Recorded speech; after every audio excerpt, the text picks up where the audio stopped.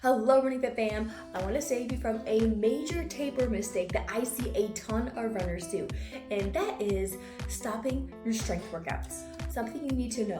Your strength workouts during your taper are going to look dramatically different than your strength workouts during the rest of your training block. During your training block, where you're putting in the hard work and you're grinding, you are lifting heavy.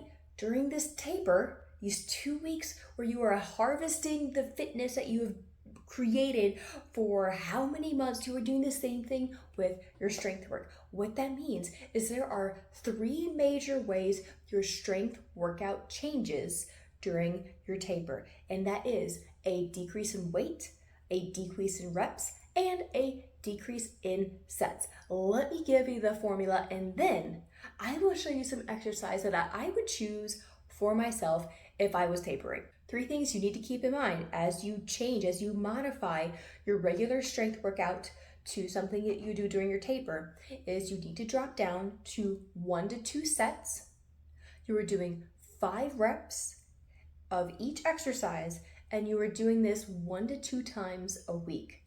Now, that being said, you are going to choose 3 of the exercises that you know your body needs, such as if you are always prone to hamstring issues, I want you to throw in at least 1 hamstring exercise. If you know you have a hard time getting your glutes to work, stay on, they always need to be stronger, that is your second exercise. You will throw in a glute exercise.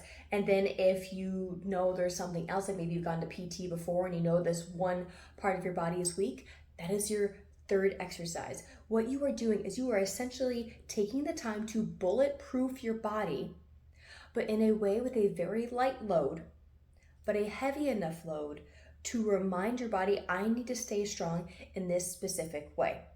Now, that load, if you want to get very technical, is 50 to 60% of your 1 rep max. What this can feel like, if you know the rate of perceived exertion or an RPE scale, that can be around a 6. If that's confusing, just pick something up that's heavy, that you can do 5 reps with, and you know you worked hard, but you're not out of breath. So that's the easy way to do it. Let me show you 3 exercises that I would choose for myself if I was tapering.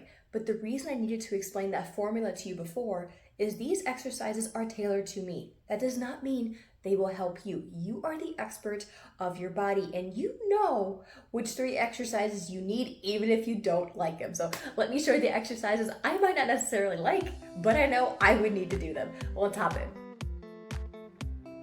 First exercise, you've probably seen this before. It is an elongated runner stance with my foot elevated on a box, and I'm doing halos here. The reason I would choose this one, it forces me to keep my glutes and hamstrings strong and my core activated as I'm tapering. Not to mention, I also have to work on my single leg balance.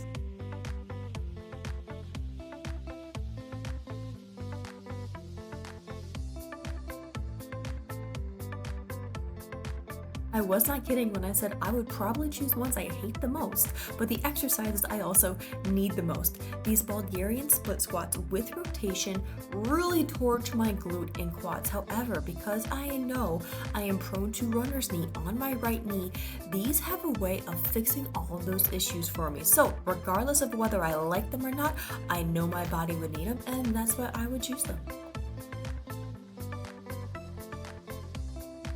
Trust me, I know, this exercise does not look that hard.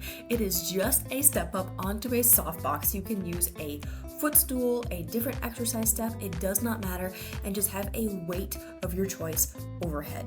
For some reason, even though these are only working quads and glutes, this little bit of balance challenge with the weight off to one side shifts my center of mass enough that I struggle with both core activation and my single leg balance here. So even though I hate it, I would need to include it for taper week.